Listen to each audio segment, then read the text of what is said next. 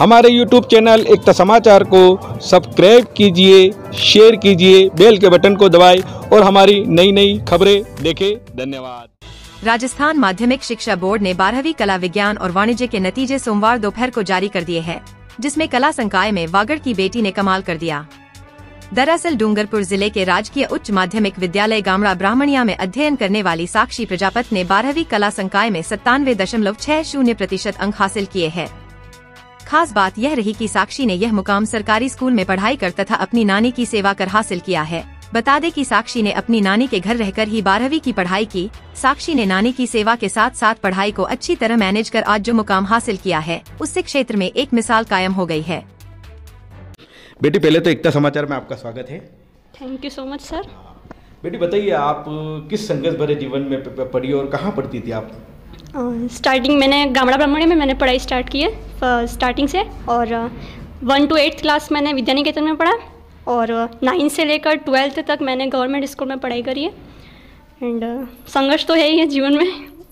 Starting से बस पढ़ाई करी, मैंने सेल्फ स्टडी करी है, 10th में करा, 12th में, और आज इतने अच्छे परसेंटेज आए मेरे। बहुत ही ज़्यादा खुशी है मुझे इस चीज़ की। बेटा, आप बाहर रहते थे, नानी माँ की सेवा भी करते थे, नानी माँ की सेवा के साथ साथ आप पढ़ाई भी करते थे, बताइए इसके बारे में थोड़ा। सब कुछ मेंटेन करना थोड़ा बहुत डिफ़िकल्ट था मेरे लिए, बट हो गया, कर लिया मैंने। कितने परसेंट नंबर आए आपके? मेरे सर 97.60% आए अभी 12th में, आर्ट्स स्ट्रीम में मेरा। और आगे क्या बनने का इरादा बेटा आपका? यूपीएससी क्लियर करने का है अभी इरादा। टारगेट तो वही है और कोशिश उसके लिए बहुत जारी रहेगी कि मैं वहाँ तक पहुँचूँ बहुत जल्दी। आप जहाँ स्कूल में पढ़ती थी, उसी स्कूल में आपके किन शिक्षकों ने अच्छा पढ़ाया, उसके बारे में थोड़ा बताइए। गवर्नमेंट स्कूल में मैंने पढ़ाई करी है सर, एंड सारे टीचर्स ने बहुत ही अच्छा मोटिवेशन करा, मेरे को मोटिव करा, एंड बहुत अच्छा पढ़ाया उन्होंने ओवरऑल। कोई स्पेसिफिक नहीं है टीचर्स कोई भी कि इन्होंने सबसे अच्छा कराया फिर ये थोड़ा डाउन थे, नहीं, सारे टीचर्स मेरे लिए बराबर थे एंड सब ने मुझे बहुत अच्छा पढ़ाया। पढ़ाने के साथ साथ बहुत कुछ मुझे सिखाया। उस स्कूल से मैंने बहुत कुछ सीखा भी है पढ़ने के साथ साथ। सारे टीचर्स मेरे ज्योग्राफी के सर हैं, हिंदी लिटरेचर की मेरी मैडम थे, ड्राइंग की मेरे मैम थे, टीचर्स थे कंपलसरी के, सब ने बहुत अच्छा पढ़ाया मेरे को। और यहाँ तक मेरे जो परसेंटेज हैं उनका पूरा क्रेडिट मेरे स्कूल टीचर्स को जाता है। ओवरऑल बहुत अच्छा पढ़ाया और मैंने उसी लिए करा ये सब। मैं यहाँ प्राइवेट कॉलेज बहुत सारे थे, आप टैलेंट थी, प्राइवेट कॉलेज में, प्राइवेट स्कूलों में भी आप एडमिशन कर सकती थी, आपने गवर्नमेंट स्कूल ही क्यों चुना? ऐसे तो कोई रीज़न तो नहीं इसके पीछे, बट कहीं ना कहीं मुझे ऐसा लगता है कि लोगों का थोड़ा बहुत थॉट है कि गवर्नमेंट स्कूल में पढ़ाई नहीं चलती है एंड प्राइवेट स्कूल में बहुत अच्छा पढ़ाते हैं टीचर्स और वहाँ पे बच्चे ग्रो अप कर सकते हैं। लेकिन मेरा थोड़ा था कि नहीं, मैं यहाँ पे पढ़ाई करूँगी गवर्नमेंट में और मैं ये करके दिखाऊंगी कि गवर्नमेंट स्कूल में पढ़ने वाले बच्चे पीछे नहीं रहते हैं और वो बहुत आगे तक पहुँच सकते हैं और वहाँ पर भी पढ़ाई होती है। पढ़ने वाला इंसान कहीं पर भी पढ़ सकता है सर, और उसके लिए ये मैटर नहीं करता कि वहाँ पे उसको कौन सी फैसिलिटीज़ दी जा रही हैं या फिर उसके पास क्या क्या सब कुछ है पढ़ने के लिए, कौन कौन से उसके पास अलग अलग से मेथड हैं। बट पढ़ने के लिए अंदर होना चाहिए थोड़ा बहुत आपके अंदर, तो आप कर सकते हो उस चीज़ को अच्छे से डेवलप। एंड मैं तो यही बोलना चाहूँगी। बेटी ने बहुत अच्छी बात बताई कि गवर्नमेंट स्कूल में पढ़ने का इनका एक लक्ष्य था, वो भी पूरा हुआ। और गवर्नमेंट में जो लोगों में एक मंशा थी कि गवर्नमेंट में जो है इतने 97 नंबर नहीं आते, मगर ये बेटी ने साबित कर दिया कि 97% क्या 98। आगे की कड़ी में हमारे वागड़ क्षेत्र के भैया बहनों को आप क्या कहना चाहोगे? वैसे तो मैं क्या मैसेज दूँ उनको, बट मैं यही कहूँगी कि एक बार आप अपना टारगेट डिसाइड कर लो आपको क्या करना है। एंड आपका एक टारगेट होना चाहिए कि इस बैच में मुझे इतने परसेंटेज चाहिए, तो फिर आप जी जान लगा दो उसके पीछे और उसके पीछे इतना भागो कि आप जब तक वहाँ तक नहीं पहुँचो तब तक आप मत रुको कहीं पे भी।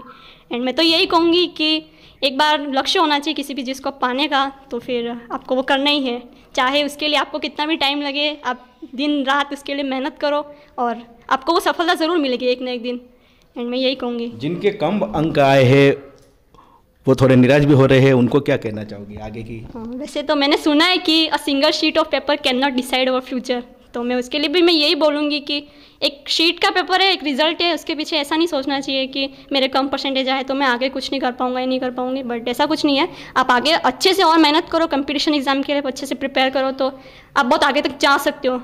पीछे जो हो गया उसके बारे में मत सोचो, आप जो आपका पास्ट है, फ्यूचर के बारे में आप एक बार डिसाइड करो कि आपको फ्यूचर में क्या करना है एंड आपने किस तरह से आपने सोचा अपने फ्यूचर के बारे में। और उसी फ्यूचर पे मैं बोलूँगी कि बस आप एक बार बस सोच लो, जो हो गया पीछे उस सब को एकदम फॉरगेट कर लो, और आगे जो आपको जो करना है उस पर आप एकदम अपना फोकस होना चाहिए कि यार नहीं मुझे ये करना है एंड या मैं करूँगी ये चीज़, आई कैन डू इट।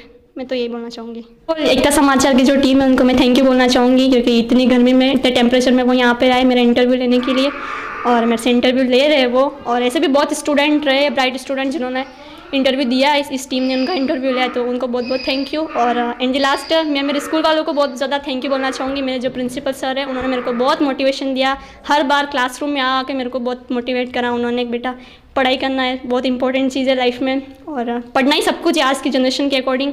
तो उनको बहुत बहुत थैंक यू। और जो मेरे टीचर्स हैं उन्होंने मेरे को बहुत अच्छी गाइडलाइन दी पढ़ने के लिए, और यहाँ तक उन्होंने मेरे को पहुँचाया, और जहाँ मैं यहाँ पे हूँ उनका सबसे फर्स्ट क्रेडिट जो है वो मेरे टीचर्स को जाता है, मेरे स्कूल को जाता है, एंड द सेकंड क्रेडिट है वो मेरे नानी को जाता है। क्योंकि वैसे सबका ये रहता है कि मम्मी पापा को क्रेडिट जाता है, बट मैं यहाँ पे मेरे नानी के पास रहती हूँ, और मेरा जो भी था पढ़ने का उस हिसाब से, उस शेड्यूल के हिसाब से मेरे को मेंटेन करना वो उन्होंने करा है। मैंने पढ़ाई करी, मैंने मेहनत करी, और मुझे मेंटेन करना मेरे नानी ने मुझे किया है, और थैंक यू उनको भी जाता है। और फर्स्ट ऑफ ऑल तो मैं यही कहना चाहूँगी कि मेरे पेरेंट्स हैं वो, उन्होंने मेरे को बहुत सपोर्ट किया, बट एक बार पेरेंट्स को थोड़ा 1% कम और मेरी नानी को ज़्यादा जाता है क्रेडिट, क्योंकि वो मेरे पास में रहते हैं, मेरा ख्याल रखते हैं, मेरे पढ़ने से लेकर मेरे सोने जागने उठने बैठने तक का सब कुछ ख्याल वो रखते हैं। एंड मेरी पढ़ाई करने का मकसद और यहाँ तक पहुँचने का एक प्रकार से जो टारगेट है वो उनके लिए ही है, क्योंकि मैं ये चाहती हूँ कि मैं यहाँ पे रह के ऐसा कुछ करके दिखाऊँ कि उनको मेरे पर प्राउड फील हो कि नहीं मेरी लड़की की लड़की है लेकिन उसने किया है। That's it and thank you for everyone. आपने यहाँ तक आप आए, मेरा इंटरव्यू लिया, उसके लिए आपका बहुत बहुत थैंक यू। बहुत बहुत धन्यवाद, आपके उज्जवल भविष्य की हम कामना करते हैं। Thank you. नमस्ते सर, मेरी बेटी की बेटी है और ये हमारे पास ही रहती है। मैंने ही पढ़ाई है उसको बचपन से पाल पोषण करके, और उसने पढ़ाई बहुत अच्छी की है, और मेरा थोड़ा बहुत मेरा भी ध्यान रहा उसके ऊपर कि नहीं बेटा पढ़ो पढ़ो पढ़ो तो कुछ करोगी, ऐसे मत पढ़ो बेटा। तो मैंने यही सवाल हमेशा किया है कि पढ़ो बेटा, पढ़ना चाहिए, पढ़ोगी तो ही आगे बढ़ोगी। तो मेरी बेटी समझ गई कि मैं पढ़ूंगी नानी है, ऐसा पढ़ करके। कितने घंटे बेटी पढ़ाई करती थी? पढ़ती थी 12 बजे तक पढ़ती थी, 2 बजे तक रात को पढ़ती थी। पढ़ाई कर में पीछे नहीं थी।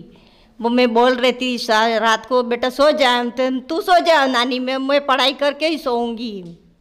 बेटा आपसे 2 शब्द पूछना चाहेंगे, सोशल मीडिया का जमाना है, क्या आप मोबाइल से भी आप पढ़ाई करती थी? नहीं, थोड़े बहुत मेरे डाउट्स रहते थे वो मैंने गूगल से सर्च करके देख लिए एंड दैट्स इट। बाकी मेरे जो टीचर्स हैं उन्होंने बहुत अच्छे नोट्स अवेलेबल कराए थे मेरे को, और उन्होंने जो पढ़ाया उस बेस पे मैंने पढ़ाई करी और यहाँ तक मेरे परसेंटेज बने। यूट्यूब वगैरह से अगर मुझे कोई चीज़ में थोड़ा बहुत कन्फ्यूजन रहता था, मैंने वहाँ से कंक्लूजन निकाला और वहाँ से मैंने कर लिया सब सॉर्ट। और बाकी मुझे अदरवाइज़ और कोई भी कन्फ्यूजन रहता किसी चीज़ को लेके, या फिर मेरे को चीज़ अंडरस्टैंडिंग नहीं हो रही थी, नहीं समझ पा रही थी मैं उसे, तो मैंने अपने टीचर्स से अपने डाउट्स क्लियर किए और उन्होंने मुझे बताया जैसे जैसे जो भी चीज़ें उन्होंने मेरे को समझाया कि ऐसा ऐसा है एंड यहाँ पे आपको ज़्यादा फोकस करने की ज़रूरत है, या फिर आप यहाँ पे थोड़ा अपना ध्यान और लगाओ, तो मैंने वो ट्राई किया।